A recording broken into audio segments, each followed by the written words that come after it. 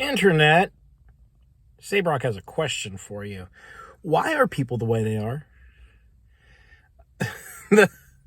the the NDA for the 1D&D 5.5 2024 edition of Dungeons and Dragons was lifted, well, not completely lifted, mostly lifted yesterday, today.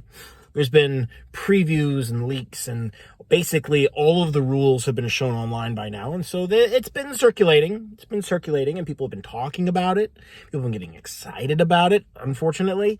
I've said before that I kind of hope that this product fails, because I think it's better for the brand in the long run that we not continue down the road that we have been. I don't think it will fail. I am seeing a sort of innate excitement that I was really hoping wouldn't happen.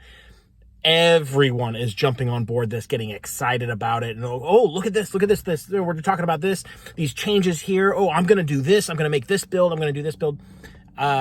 It's disappointing, but not entirely unexpected. That's how it's going to go, right?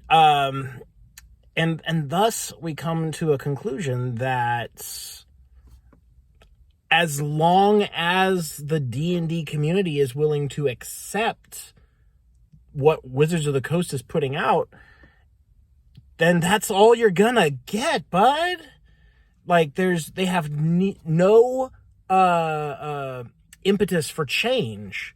There's no incentive for them to do anything other than what they've been doing. Which is charging whatever it is, $60, $70 a book for slight remixes that amount to pretty mid homebrew, if you ask me. But I think you did. I think inherently by clicking on this video, I think you did ask me what I think.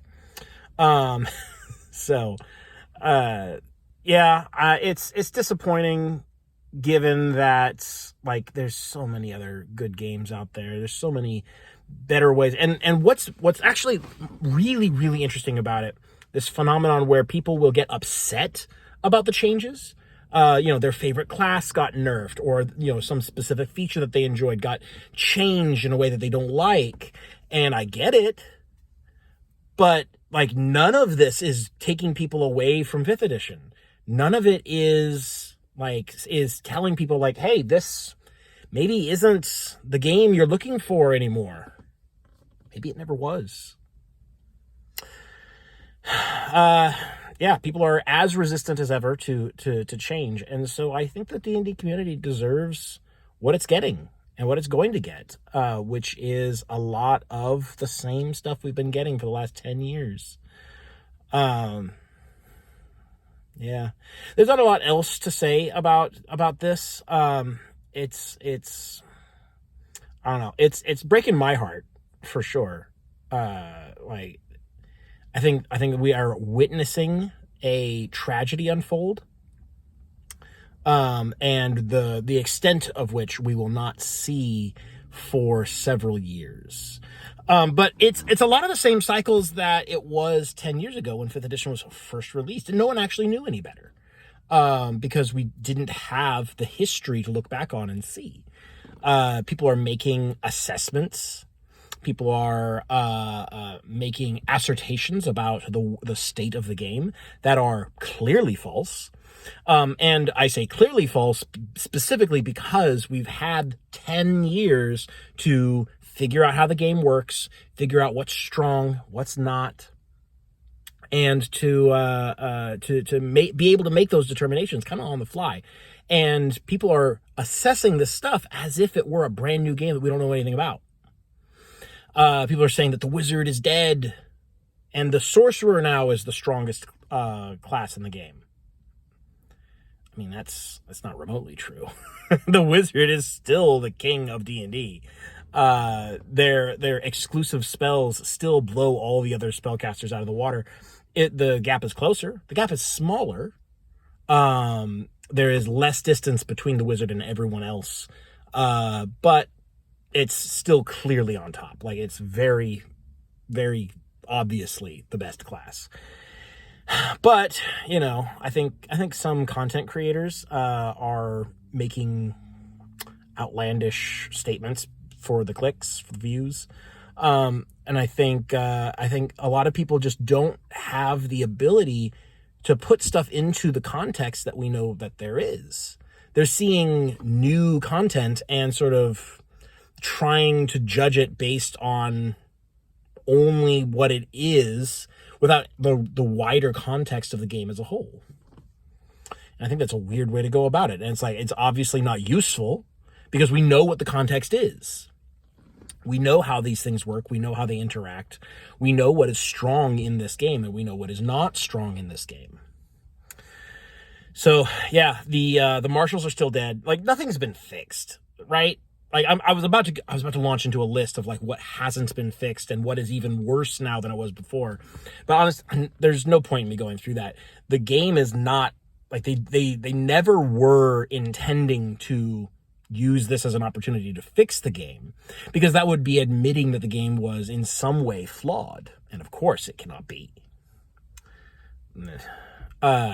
No, instead it's just little remixes here and there, keep things fresh so you buy new books. I said it in my my video about how 1D&D is a cash grab. I still think it is. I've seen no evidence to suggest that it is anything else. There's no actual like a few things are written a little more clearly, so the game is improved in that sense. But as far as the actual game mechanics go, it's actually worse. Like, I think the balance might actually be worse now than was in 2014. Just because the martial caster gap has grown.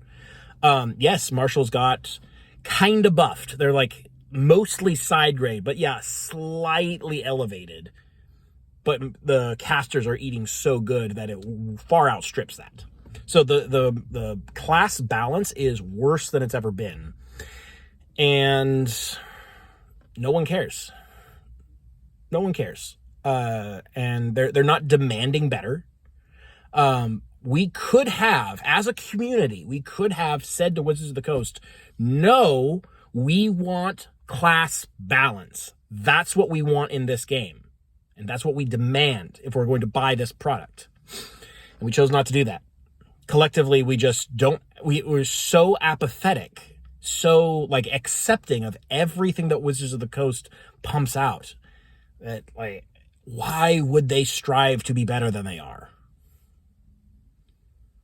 It's frustrating to me, because I know that it's going to be at least 5 more years of 5th edition, maybe 10 or more. It's going to be a long time before we get into 6th edition, before anything really significant happens with the IP.